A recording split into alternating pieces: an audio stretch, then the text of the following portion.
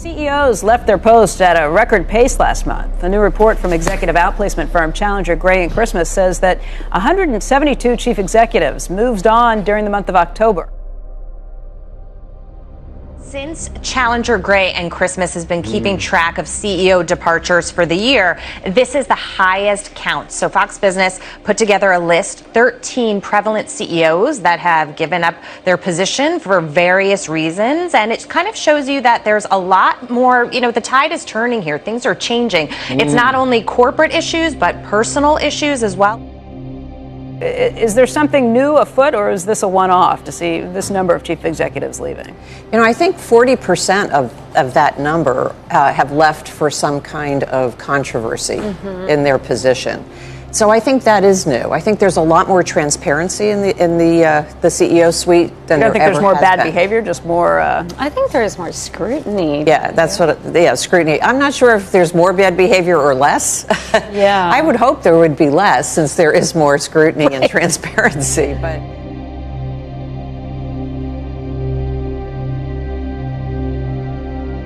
For that one, it'll be interesting to see if this is part of the plan in terms of next year and how much regulation and problems these companies are going to be facing. Yep, a lot of departures and all for various reasons, as Yeah. you pointed out. Interesting stuff. Jackie, thank you so much.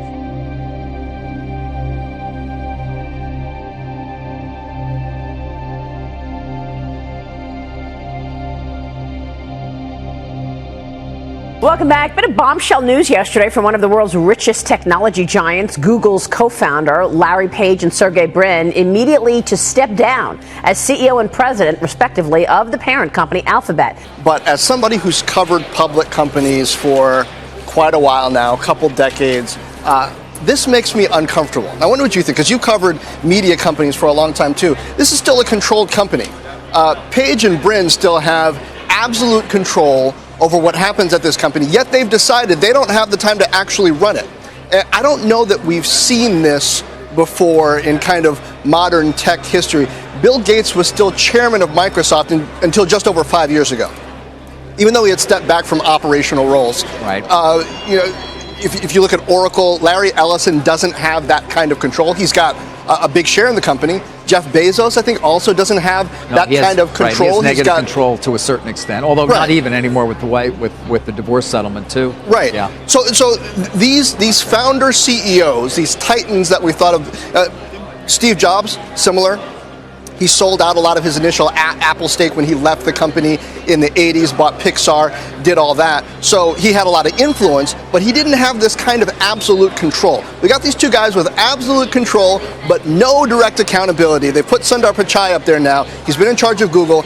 Now he's in charge of Alphabet too, which I'm not sure gives him that much. I mean, these are like money-losing moonshot bets that he now has to manage as well.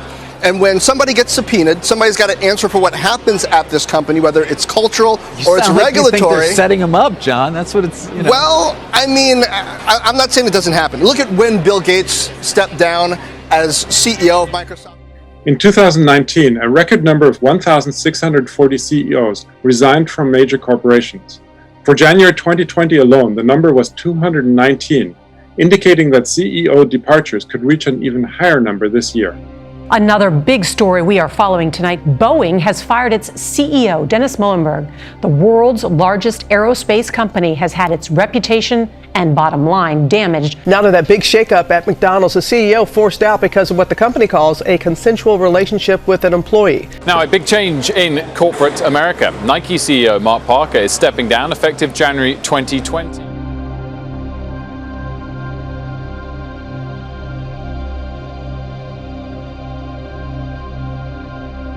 It's the end of an era. What an era it has been. Bob Iger is one of the most powerful people in entertainment. He's led Disney to unprecedented success, leading major acquisitions like Pixar and Marvel, launching Disney Plus, and expanding the company's theme park. An historic day for the Walt Disney Company. Bob Iger, just last year named Time's Business Person of the Year, stepping down as CEO. The company's in great shape. And that's a great time to turn the reins over. What's your take on this move? It came out of nowhere. I think it came out of nowhere, and I think a lot of people obviously.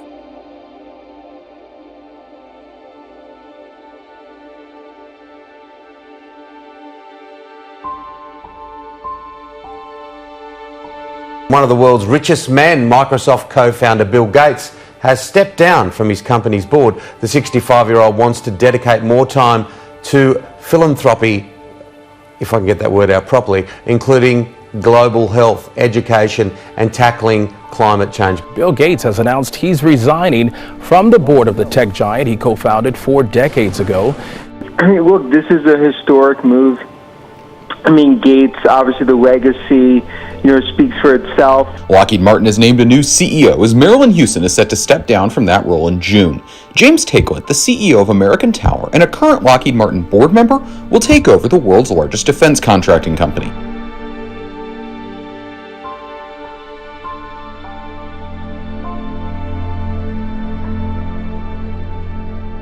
Wells Fargo's board of directors resigned suddenly yesterday, just days after Congresswoman Maxine Waters called for her to resign.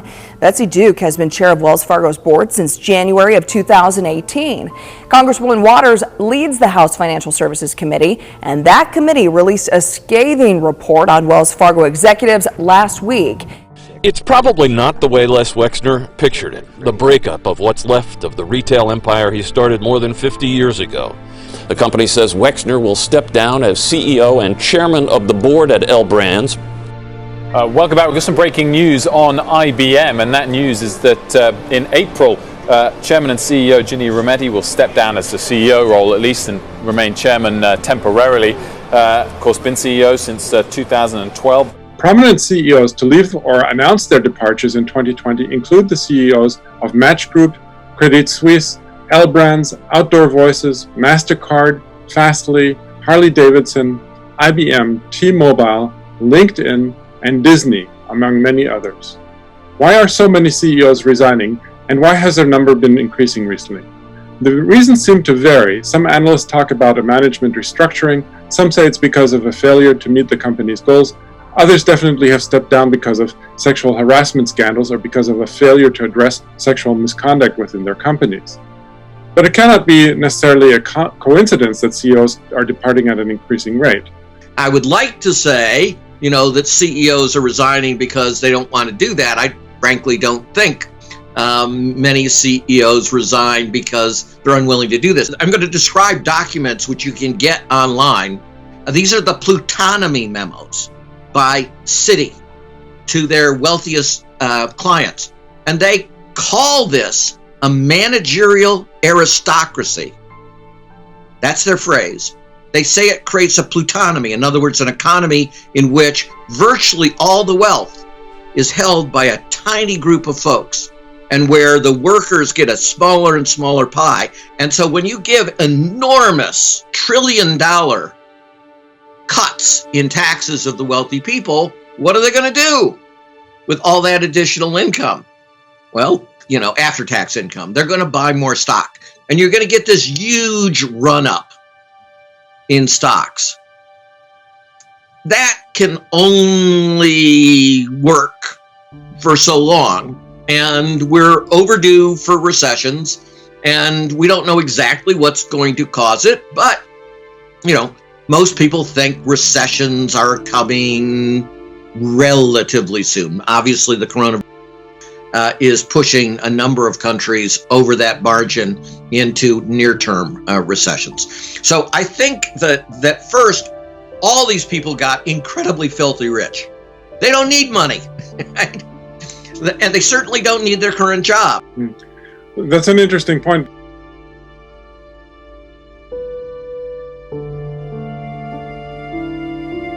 The Trump administration announced it was looking at sending checks to Americans sooner rather than later to curb the economic costs of the outbreak. But the move strikes a similar tune thousands of Americans heard along the Democrat campaign trail, traced back to former presidential candidate and tech entrepreneur Andrew Yang, who built his campaign around the idea of universal basic income. Yang's UBI proposal, dubbed the Freedom Dividend, said that Americans should receive $1,000 each month from the government, with no strings attached.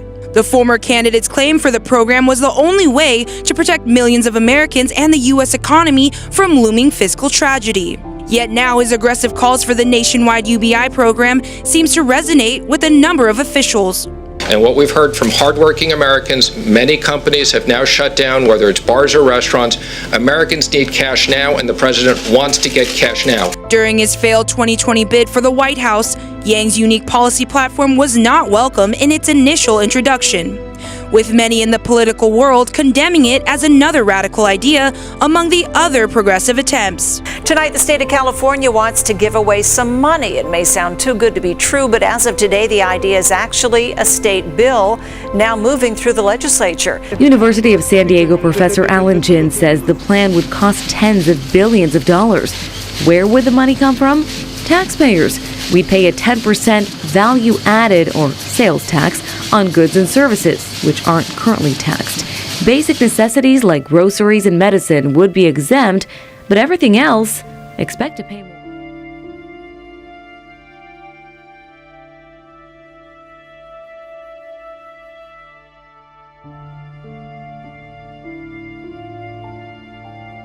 It's something that's applicable to every branch and every segment of the human society. But in short, what he's telling us to do, if we put it in today's understanding, he's talking about taking over the entire monetary system of the entire planet, a global economic system. So in a sense, we would say that wouldn't it be wonderful if the dollar was the currency that was used around the world, so that when I travel the world, I wouldn't have to get currency exchanges, which actually I rarely do anymore. But the thing is, we might ask, why is it that he would focus on the monetary system? And I think the rapper R. Kelly put it well: money makes the world go round. In fact, a Forbes article made this comment about money. It says, there's no single other material object that controls human behavior more than money, more than love, kindness, friendship, or family. You see, money is whatever you want it to be.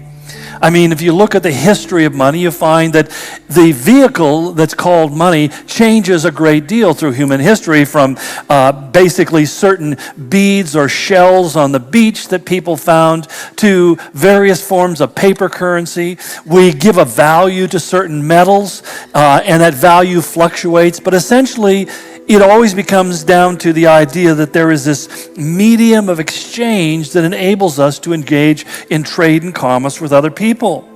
And this is why whoever has the control of that money has power. He has the power by which he can manipulate and he can control everyone.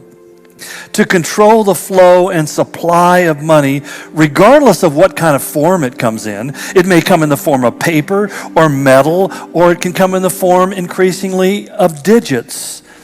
As Baron Rothschild supposedly once said, let us control the money of a country, and we care not who makes the laws.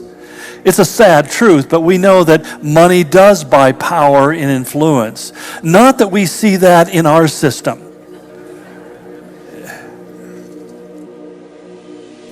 The fact is that something as inert and changeable as money could become such a force for both good and evil is why the Bible issues the warnings it does. For example, in 1 Timothy 6:10, it says, the love of money is the root of all kinds of evil. It's one of those kind of envy factors that often pushes us. We see someone who has more than us, and we either strive to be them or we despise them because of what they have. Over the last 100 years, the world economy has moved through 4 successive stages. We call them the Industrial Revolution. But each one is is marked by a very significant change in the development of technology.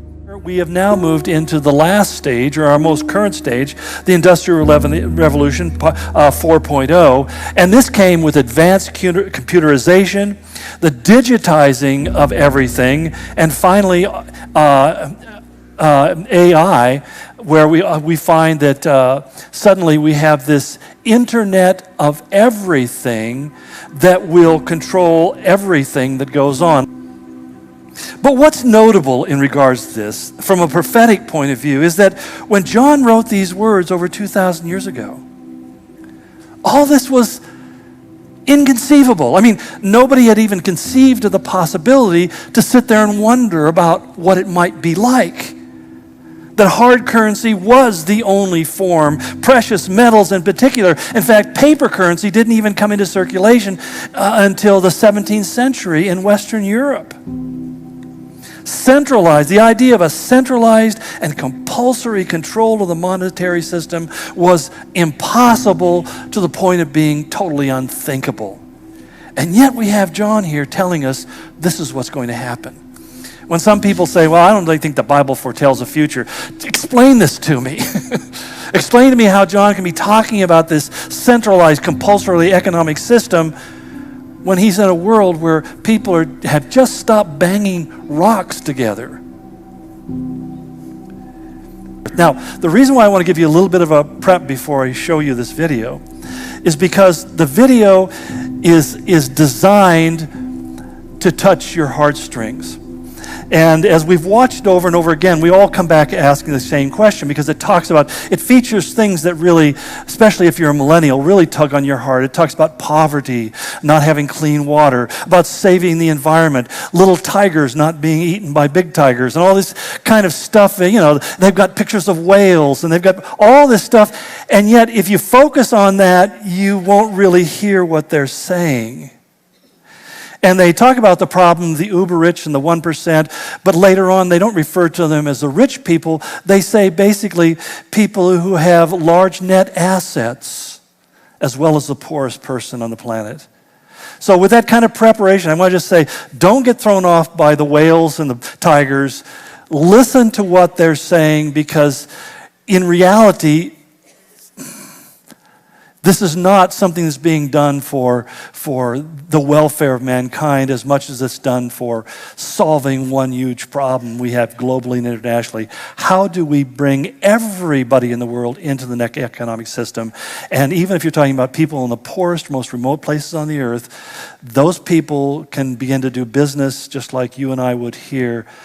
But the people on the top of the chain are the ones who are actually making the big bucks. Ultimately, they're driven by a profit motive. So anyway, why don't you roll that flick in, and I'll let you just take it in. It's about 4 minutes long.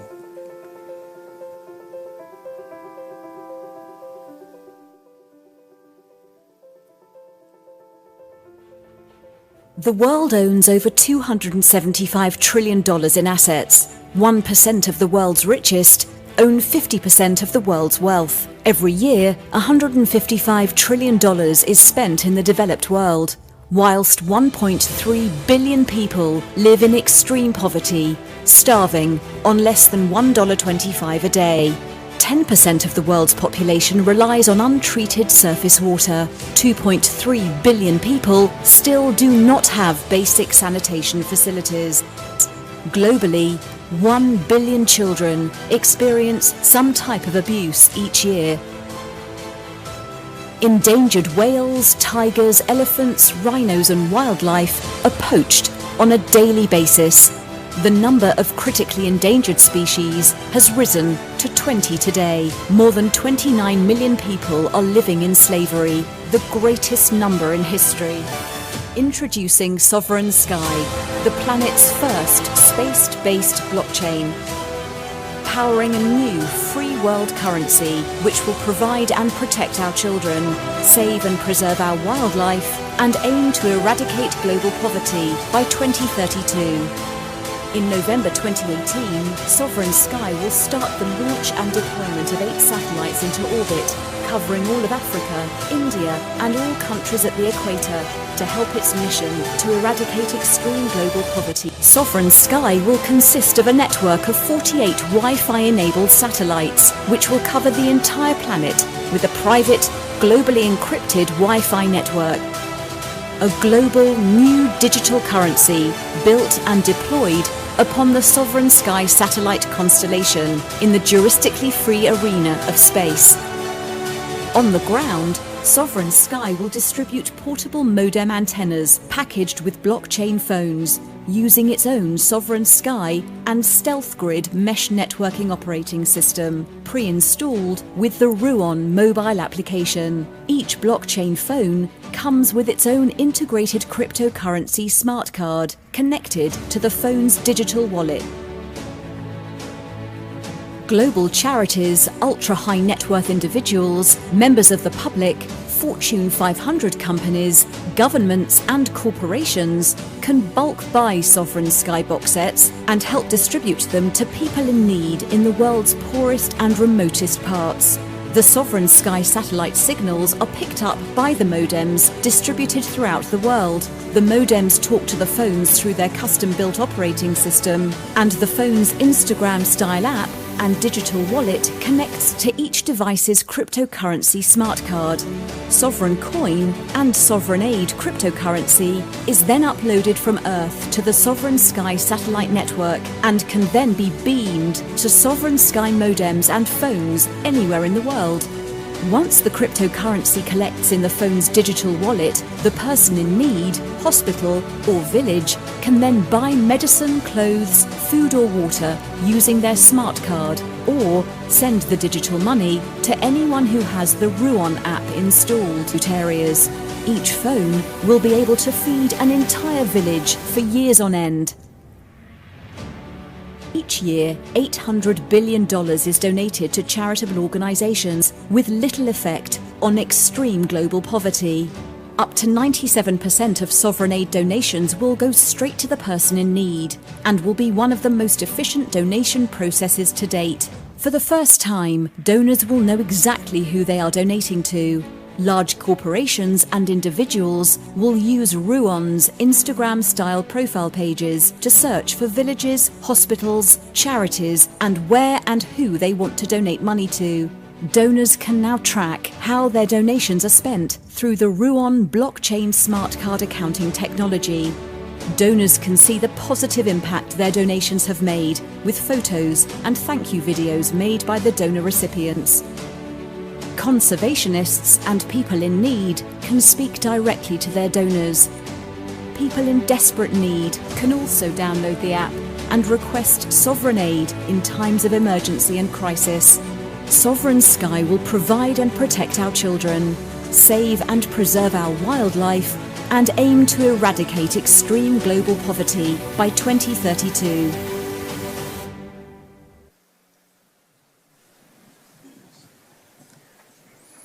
Sign me up. What's brilliant about Sovereign Sky is that it isn't competing by being a competitive blockchain or a different kind of cryptocurrency. Rather, it's just simply a platform in which all blockchains and all cryptocurrencies can interact with one another globally. But the idea that you can track where your monies go and what they're being used for and direct them where you want. Their mission, as I said, was to create what they called an intra-jurisdictional blockchain that operates outside the jurisdiction of nations and governments through multiple microsatellites. You just realize the amount of investment has been made into this. They have 48 satellites circling the Earth even as we speak. So this is not some pie in the sky. They are actually have huge investments into distributing this worldwide. And it has great attraction to third world countries. Basically, the goal is, they say in their own words, to create a giant free trade zone that eliminates the current nightmare of complying with the rules of over 250 earthbound governments. We need only to look to the Sovereign Sky. Earthbound governments, we're going to look to the sky. It's kind of an amazing thing to think about. And it's not limited just to the developed nations, they say. It's equally acceptable to the poorest and most remote places and peoples on the earth. It really creates one international global network or marketplace. I'm not saying that this is the end game, because these things have a way of continually changing and growing and becoming even more ominous and more ubiquitous than we even imagined. But whoever controls the system will at that time control the world. Historically, centralization of power has always led to tyranny. I mean, when young people say, what's wrong with socialism? The problem with socialism and communism and those kinds of systems is they are systems that centralize the authority and power over everything in the hands of a small cadre of individuals. That it's always the idea of people who are striving to be in control to form the world after their own image. And that, as we talked about self-deification, that's the ultimate act of self-deification, or making myself the object of worship. I want to recreate the world in my own image. I want it to look like me. Revelation is describing a personalized monetary vehicle that links one up with the rest of the world on a global, political, economic, and religious system that it said will be controlled by one world leader.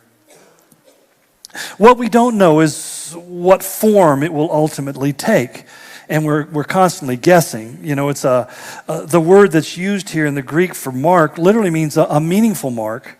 We don't think a lot about the internet of everything or the internet of things because they don't really touch us that much, and yet as I sat down and began to think about how many ways I'm connected to technology in my day-to-day life, I was really kind of taken back because it's the frog in the kettle dynamic. It happens a little bit at a time, and you just kind of become enveloped in it, one thing after another, and eventually your whole life is being impacted by this various technology. Excuse me. And that's my whole point as I bring this baby in for a landing. As my AI pilot brings it in for a landing. God foretold us about these things, and he foretold us so that we would believe his word and to do what Jesus said in Matthew 24:33. He says, when you see all of these things, recognize that he is near and right at the door. That's the bottom line to everything I've said today. You know, I said all of this stuff, gave you all this data because I wanted to convince you that I'm not just making this up and this isn't far, far away. This is something that's happening even as we speak. And he says, when you see these kind of things happening, you need to stop, look up and realize that your redemption is drawing near. And you need to live for that redemption, not live simply for the next dividend that you hope to acquire, but live for his redemption and his hope. He says, behold, I stand at the door.